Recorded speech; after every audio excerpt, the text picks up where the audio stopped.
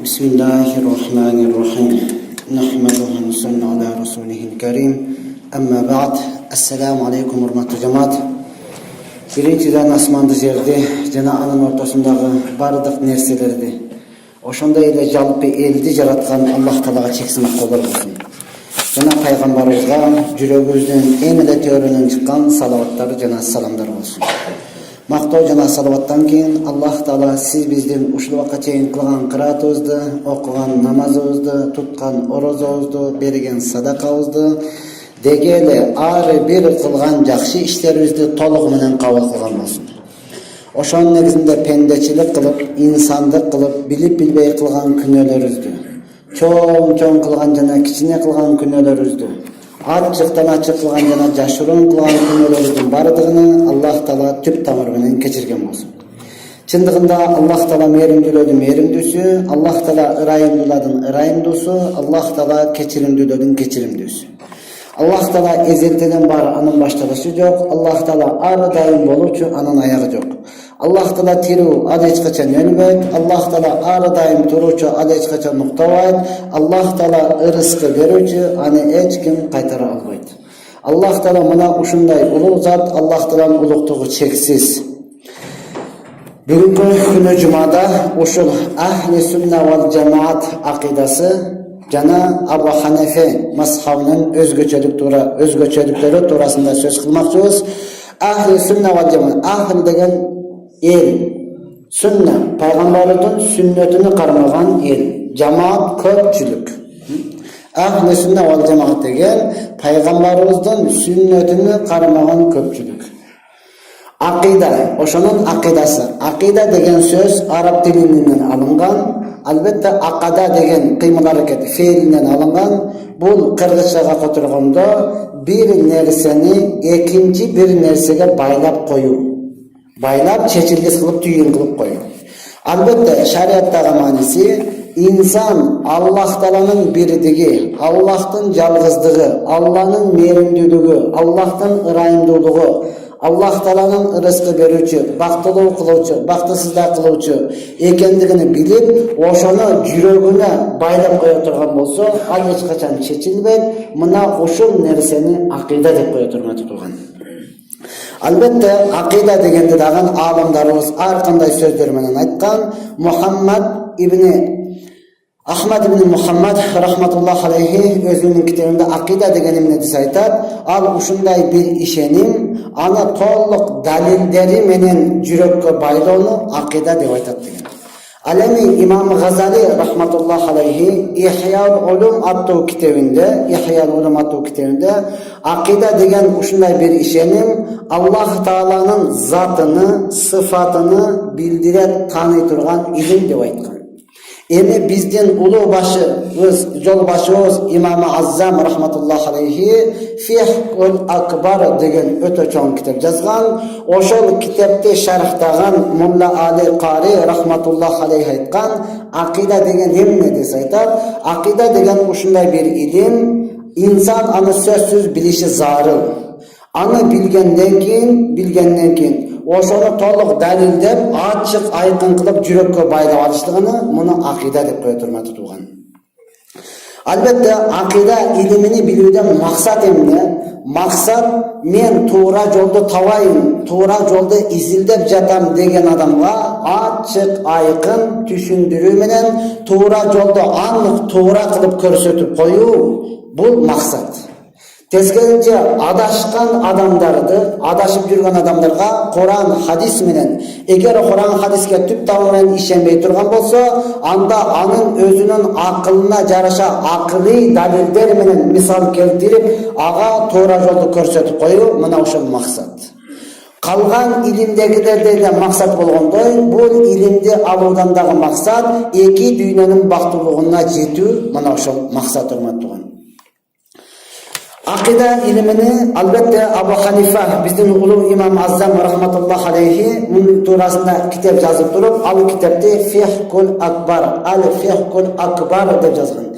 Фих деген сөз урматы тууган, ар бир нерсени, жөнөкөй бир нерсени кылдап икири чикириге чейин билип, анык түшүнүп, ошону иш жүзүнө аткарышлыкты муну фих деп коет. Мисалы намаз качан фарыз болот сизге?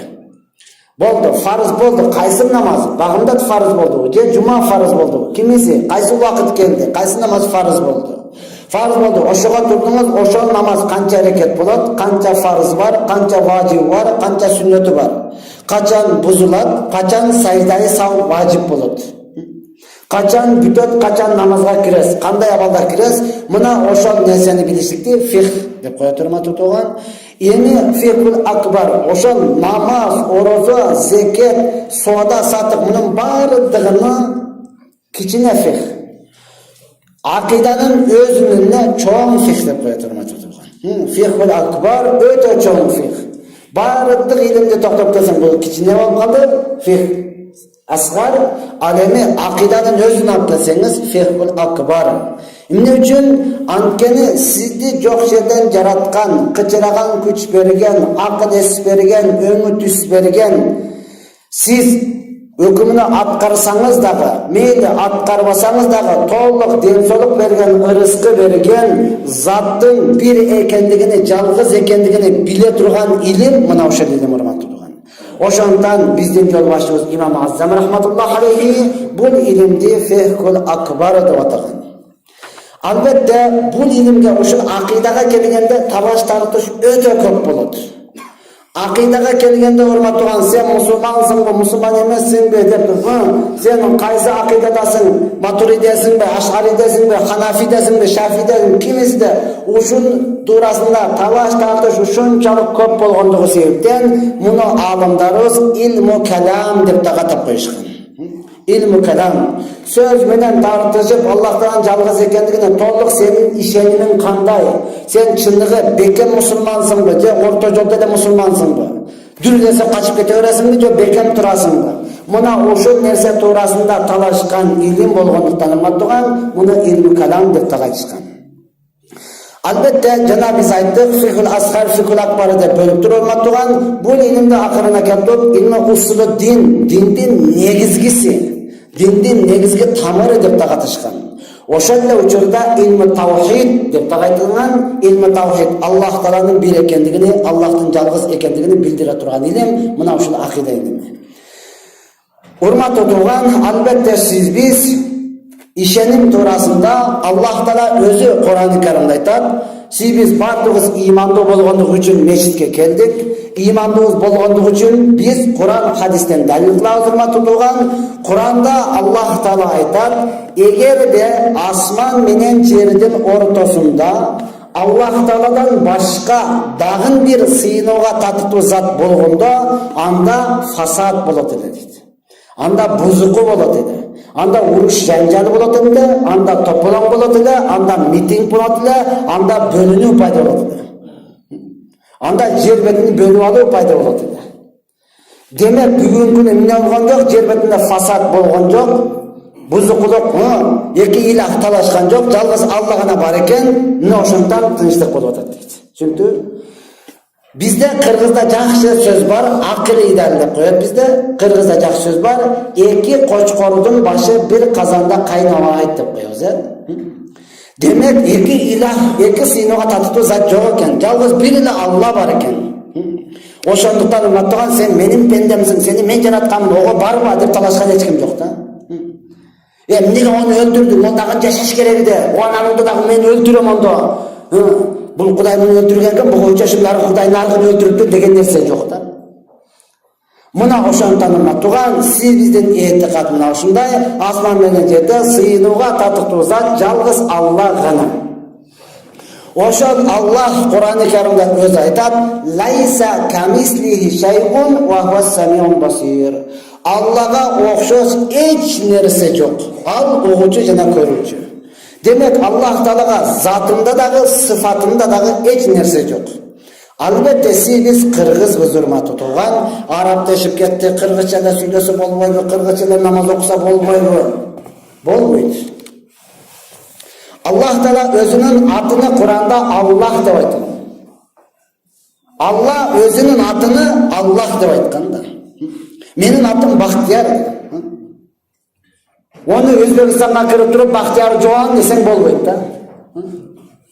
Енді Тәжікстанға кіріп тұрып тәжікше айтамыз деп дағы башқа деп айтқанға болмайды. Неге? Ата-ене өзің не деп қойған? Бақтияр деп қойған.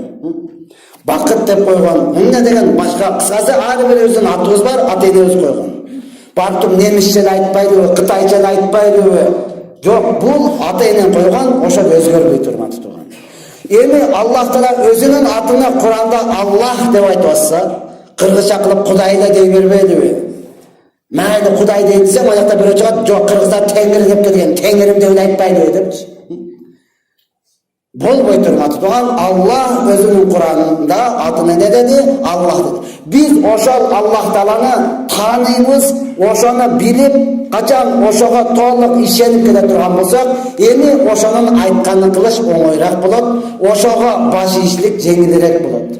Ошону тааныштыруунун илимини акыйда деп кое турмады туган. Кыргызда жакшы сөз бар, тааныбасты сыйлабас деп коет. Тааныбайсың го, депутат, президент, чоң муфти тааныбасаң ассаламу алейкум деп кое тура бересиң да, ордунан турбайдычы. Кел, өт анакка десиң, өткөрүп коет, жосуңа тияка коюп коюп, кийин билгенден кийин бетиң уялат, тамакты жей албайсың да. Неге? Тааныбадың, сыйлабадың, урматтуу туган.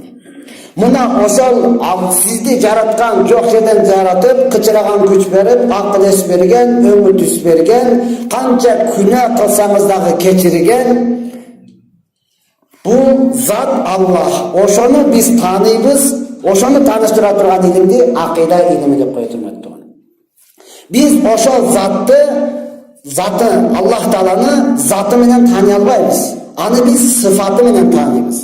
Заты менен тааныганга биздин акылыбыз жетпейт. Илимибиз дагы жетпейт. Бул көздөр менен анын затыны көрө албайбыз да.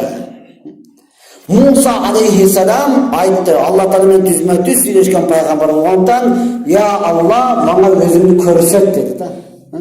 Мен өзүмдү көрөйүнчү деди. Аллах Таала айтты, "Бул көз менен көрө албайсың сен. Сен ушул Жуди тоосуна карагын, эгер тоо чыдаган болсо ошол жактан көрөсүң" деди. Аллах Таала тоого да өзүнүн жүзүн көрсөтө, тоо ээрип кетти го. Ошондо дагы 70.000 парданын аркасынан деп айтылат урматтуу туган. Демек биз Аллах Тааланы тааныйбыз ысым сыфаты менен. Аллах Таала жаратуучу, сибизди жок жерден жаратты. Жаратканда дагы муктаж болбостон, эч нерсеге муктаж болбостон жаратты. İnsan ушунчалык алсыз, insan ушунчалык күчсүз, insan ушунчалык муктаж. Bir нерсени жасаганда көп нерсеге муктаж болосуз. Ушул эле нерсени алганда канча нерсеге муктаж болдук, муну кесе турган арага, муктай турган станокко муктаж болуп жасадык. Жасап алып, жасалган нерсеге өзүбүз кайра муктаж болдук да. Ошонун үстүгө китеп койгонго, же муну сатып акчасын пайдаланганга. Аллах сибизди жок жерден жаратты, эч нерсеге муктаж болбостон, жаратып коюп деле муктаж болгон жок да. Мен сен жаратып, мен суу ташып бер, жок дегенде мына үстүн жаап бер, мына жакты казып бер, шыпырып бер, тазалап бер деген жок. Аллах хасалата мына ушундай жаратуучу жалгыз эч нерсеге муктаж болбостон жаратты. Аллах Таала эми сиз ишеним, Алла кайсыл жерде болсо дагы сизди көрүп турат. Кайсыл жерде болсо дагы сизди билип турат. Кайсыл жерде болсо дагы сизди угуп турат. Мына ошондой ишенимге келишти, муну акыйда деп коет. Качан ушул илим сиздин жүрөгүңүзгө келе турган болсо, ошондо күнөө кылуу азыраак болот. Бүгүнкү күнү ушуну көрүп турат, билип турат деген сезим жок болгондуктан урматтуу туган, күнөө кылуу көбүрөөк болот. Бүгүн Алла көрүп турат, Алла билип турат деген сибизде да ишеним калбай калды. Калса дагы толук якын калбай калган себептен урматтуу, Алла көрүп турат, коркпой калдык. Камера карап турат, өлө коркосуң да. Камера бар экен, мурдуң чукулаба. Камера бар экен, тийишпе. Болду. Барып туруп айтасың, сен урдапсың, сен мойнуң албайт. Камерадан көрсөтүп коюң болсоң, эми коркпаштат да. Кечирип коюңуз, мен мындай эле алдым эле, кайра коюп коеюн дедим эле деп элечи. Камерага түшүп калыпсың десең, анан кийин да урматтуу туган. Мына ошондуктан бүгүнкү күнү мусулманга мээнет, мусулманга аракет, мусулманга даават болуп атат. Эмне үчүн урматтуу туган? Ушул сезим ар бир адамга келсин. Ошондуктан имам Аззам рахматулла биздин мазхабтын, биздин ахли сүннат вал жамаат, биздин акыйданын өзгөчөлүгү мына ошол. Мына ошол өзгөчөлүгү эң биринчи имансызды иманга чакыруу. Иманга келиптир, имандуу экен, анда ал имандууду ибадатка чакыруу. Мусулмандын кесилген жерде жүрөрбү? Кел, чекеңди сеждеге кой, намаз оку, дуа кыл, Аллахтан сура. Макул келди, дуа кылды, ибадатка келди, ибадатчылды ихласка чакыруу. Сен намаз окуганда Алла көрүп турат, билип турат деп ибадат кылгын. Жок, Алла көрүп турат, билип турат дей албасаң, Алла сени көрүп турат. Сен Алланы көрүп тургандай ибадат кыл. Жок, Алланы көрүп тургандай ибадат кыла албасаң, Алла мени көрүп турат деп ибадат кылгын. Мына ушуга чакырып атабыз, урматтуу. Ошондон эч кандай таң калыштуу эмес. Мечитке келип калошуну урдатыптыр. Мечитке келип сумкасын урдатыптыр. Мечитте дагы урдайбы? Биз имансызды имандууга чакырдык. Иманга чакырдык имансызды. Иманга чакыргандан кийин имандууду ибадатка чакырдык. Ибадатка келби, ибадат кылып атат. Бирок ихлас болбой жатат да. Эми ошол ибадатчылды ар бирөөсүн ихласка чакырсак, мечитке келсе, адамдардан сурабай Аллахтан сураса, мечитке келсе, адамдардан, камерадан коркпостон Аллахтан корксо, мечитке келди, Алла менен байланышта боло турган болсо, анда мусулмандын зыяны мусулманга эч качан тийбейт да, урматтуу. Эми ушундай болсо дагы биздин акыйданын өзгөчөлүгү чоң күнөөкөрдү биз динден чыгарбайбыз. Абу Ханифа биздин ахли сүннөттүн өзгөчөлүгүнө мүмкүн болушунча тартабыз да, дагы эле тартабыз, түртпөйбүз. Мечиттен ундапсың, астагфирулла сен кафирсың дебейбиз. Астагфирулла мечитте ушундай кылдың, сен кафирсың деп түртпөйбүз. Мүмкүн болушунча чакырабыз. Келе кийинкисинде мындай кылбаңыз, Алла көрүп турат деңиз, уят болот. Өзүңүз шүгүр кылыңыз, бирөөдүкө эч качан буйрубайт. Кайра тартуунун аракетин кылабыз. Ошондон биздин этикад, биздин акыйда боюнча чоң күнөөкөр адам эч качан имандан чыкпайт. Чоң адам өлтүрдү өтө чоң күнөө. Бирок өлтүрүлсөң сен кафирсың дебейбиз. Зина кылып койду, бирөөдү зорлуктап туудуруп койду. Болду сен кафирсың дебейбиз. Таза аялга жала жапты, сен кафирсың дебейбиз. Сен өтө чоң күнөөкөрсүң, тобо кыл, Алла кечиримдүү, Алла мээримдүү. Алла кечирет. Кел, экинчи кайталамайм де. Кечирим сура деп туруп, кайрадан мүмкүн болушунча тартабыз, урматтуу. Эми биз албетте карапайым, жалпыз карапайым, ким кайсыл кесиптин ээси ошол туурасында сүйлөсө, ошол туурасында тартыша турган болсо, жарашат и уруксат дагы берилет. Сен ал кесиптин ээси эмессиң, ал туурасында билбейсиң, ал туурасында ооз ачпаганың жакшыраак да. Сиз дыйканчысыз, дыйкан туурасында сүйлөңүз, мен унчукпай коюп турам. Ушундай кылыш керек турбайбы? Бул учурда дары чап, мындай кылыш керек турбайбы? Эми экинчи дыйкан менен ошол туурасында талашып тартышсаңыз, уруксат болот да. Мен мындай да кылып, мананча түшүм алдым деди. Эми сенин жериң жакшыраак болсо керек да, биздин жер ага чыдабайт. Мындай кылыш керек бизде. Мананча малдын сууну, сенедики суулуу жер, бизде мындай тоонун түбүдө суу койбосоң мындай болуп кетет деп талашсаңыз, уруксат да. Сиз өзүңүз бир дыйканчысыз. Эми келип врач менен талашып атасың да. Тишти жөнүндө мындай кылып жумсасаң болбой болду. Кадимки кычач менен. Бизде ошентип эле жулат. Өлтүрөсүң адамды сен. Өлө турган адам ансыз деле өлөт да. Кой тоокыл. Аны менен таза. Эмне үчүн муну айтып атам, урматтуу тууган? Сиз биз келип алып туруп, жалпыбыз акыйда туурасында талашпайлы да. Макулбу? Bir adam ayta turgan bolsa, al turasında menin ilimim yok. İlimdүүлөрдөн сурайбыз, эмне десе ошону кылабыз деп урматтуу турган. Бүгүнкү күнү албетте фитна болуп туруп, бир аз басаңдап калган учуру, албетте фитна, талататыш, эч нерсени билбейбиз, бирок келип алып туруп эле Алла Таала каякта деп сурап калдык да. Айын Алла каякта деп сурап калдык да. Билбеймиз, онда сен мусулман деле эмес турбайсың деп. Yok, bizdin akide anda emez. Allah Teala'nın kayakta ekeni bilişiniz dagı sizge moynunuzga farz emez. Allah barı hurmat oturgan. Oşondan albatta ayrı bir adam adışat, ilimdüler de adışat. Bir gana paygambarlar masum, alar dünyadan saktalangan alar adaşbayt, Allah turu jol koyat, ilimdüler de adışat. Эми урматтуу илимдин эң татаалы мына ушул акыйда.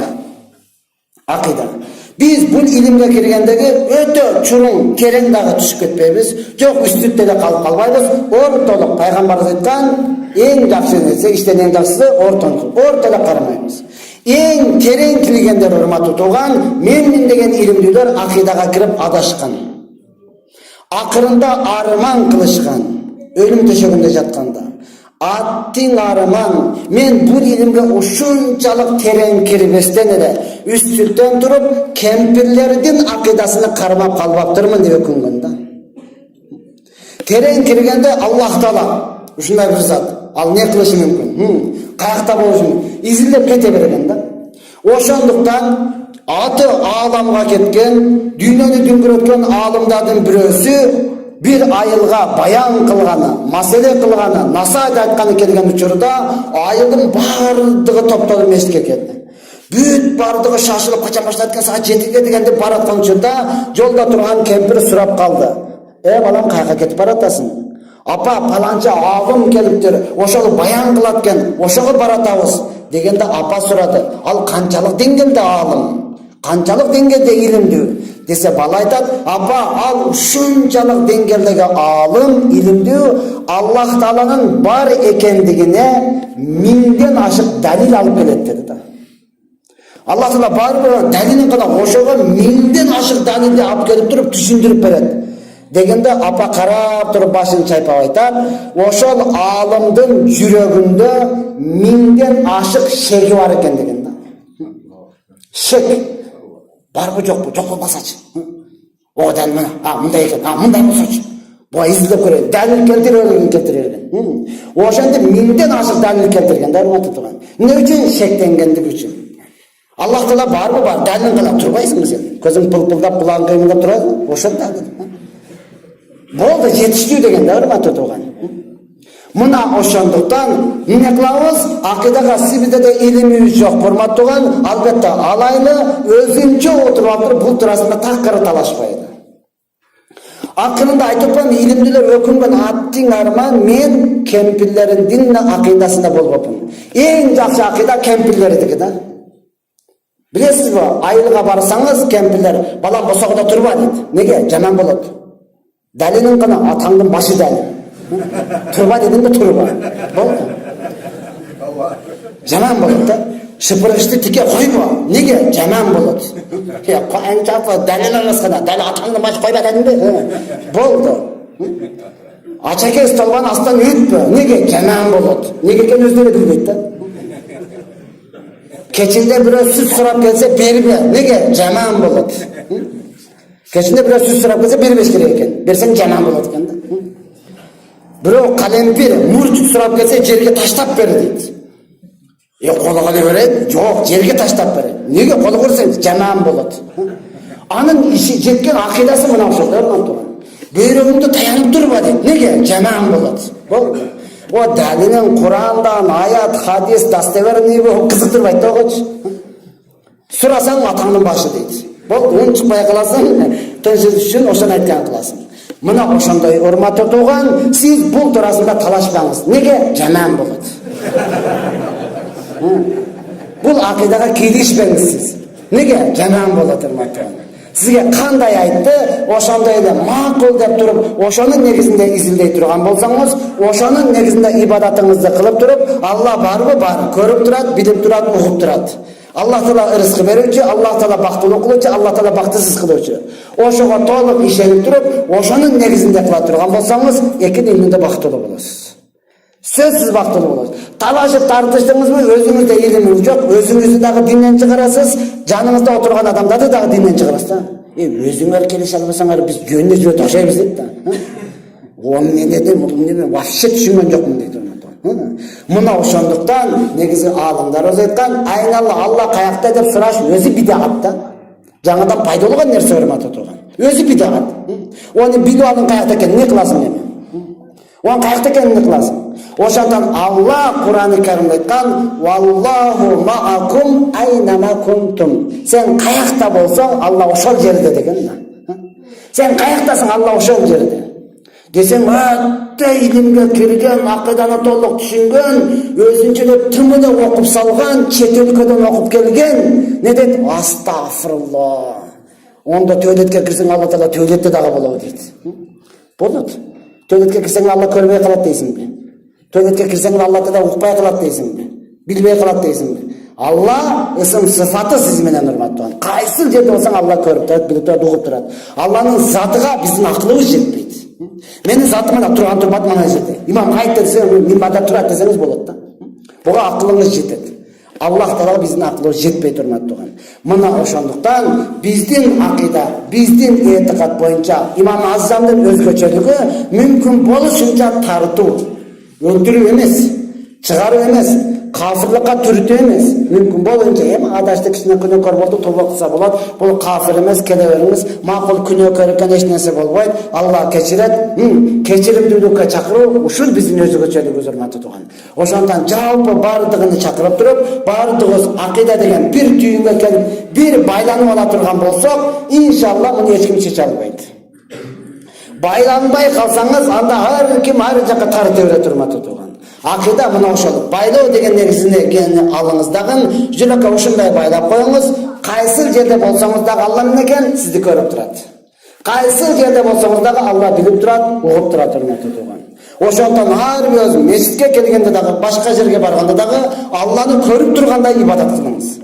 Жок, Алланы көрүп турган ибадат кыла албасыңыз. Анда Алла мени көрүп турат деп ибадат кылыңыз. Алланы көрүп турганы аныкпы? Анык. Сизге ризкы берип атабы? Берип атат. Жок жерден жараттыбы? Жаратты. Кычыраган күч берди, акыл эс берди, өмүт берди. Ушунчалык сулуулук берди, урматтуу. Эми ошол заттын өкүмүн аткарып, ошол заттан жалынып, жалбарып сурай турган болсоңуз, албетте Алла Таала сизди сүйүп жараткан, сизди бейишке кирет деп жараткан, урматтуу тууган. Бейиште ордуңузду даярдап койгон, жөнөкөйдө калсын эмес, хур кыздарды даярдап койгон, жей турган ырыскы тамак ашыңыздын бардыгына даярдап койгон. Мына ошого биз ишендик, иман келтирдик, анан мусулман болдук.